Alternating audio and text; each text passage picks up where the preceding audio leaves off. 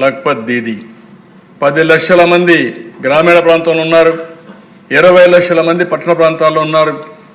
1,11,16 లక్షల మందికి ఐడెంటిఫై చేస్తున్నాం. 1 లక్ష కంటే తక్కువ ఆదాయం ఎవరున్నారు, 1 లక్ష నుంచి 10 లక్షల ఆదాయం ఎవరున్నారు. ఎంఎస్ఎంఈలు అంటే మైక్రో ఆంటర్ప్రైజెస్ ఎంతమందికి ఉన్నాయి, అదే మరి స్మాల్ ఆంటర్ప్రైజెస్ ఎంతమందికి ఉన్నాయి, మీడియం ఎంతమందికి ఉన్నాయి పెట్టి అటు కేంద్రం ఇటు రాష్ట్రం 2 ప్రభుత్వాల నిధులను కూడా సమీకరించి ఫైనల్గా నేను ఒకటే ఆలోచిస్తున్నా, మోటివేషన్ చాలా ముఖ్యం.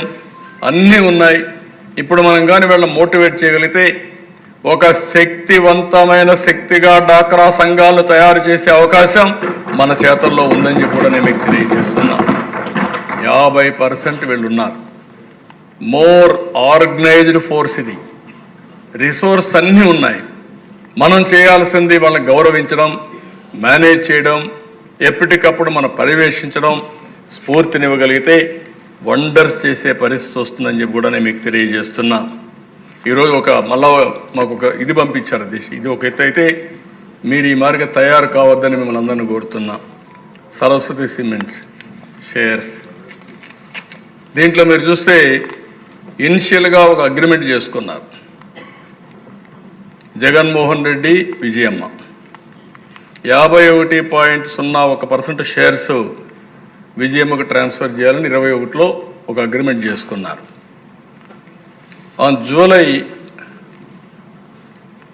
జూలైలో 6th 2024 విజయమ్మ ఆ షేర్స్ అని ట్రాన్స్ఫర్ అయినాయి. ఆ షేర్స్ని కూతురికి ఇచ్చింది.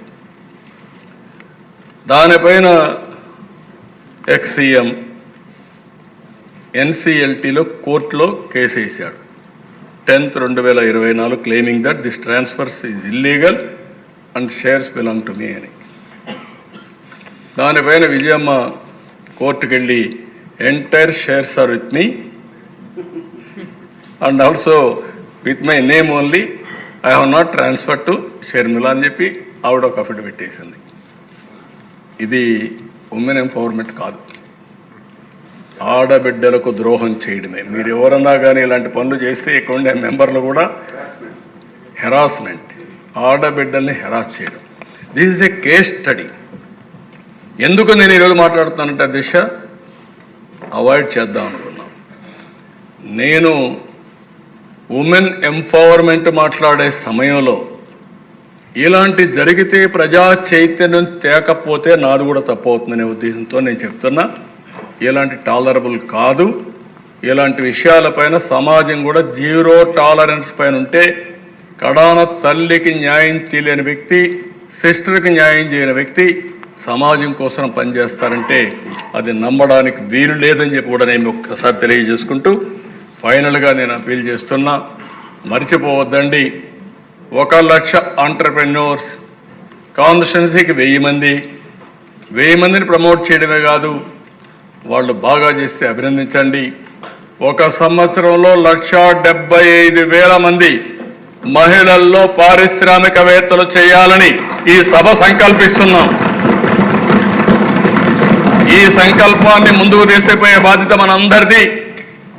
తప్పకుండా చేయమని కోరుకుంటూ, అదే మనం నిజమైన ఉమెన్ ఎంపవర్మెంట్ అని చెప్పి తెలియజేసుకుంటూ దీనికి అందరూ సహకరించాల్సిందిగా మరొక్కసారి మిమ్మల్ని అందరినీ కోరుకుంటూ, మనం అంతా కూడా రేపటి నుంచి నేను దీన్ని ఒక ఉద్యమ స్ఫూర్తి తీసుకెళ్తాను.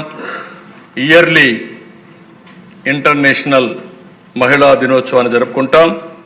మధ్యలో 4 సార్లు, మొన్న ఒకసారి చేశాను, ఇంకొక 4 సార్లు నేను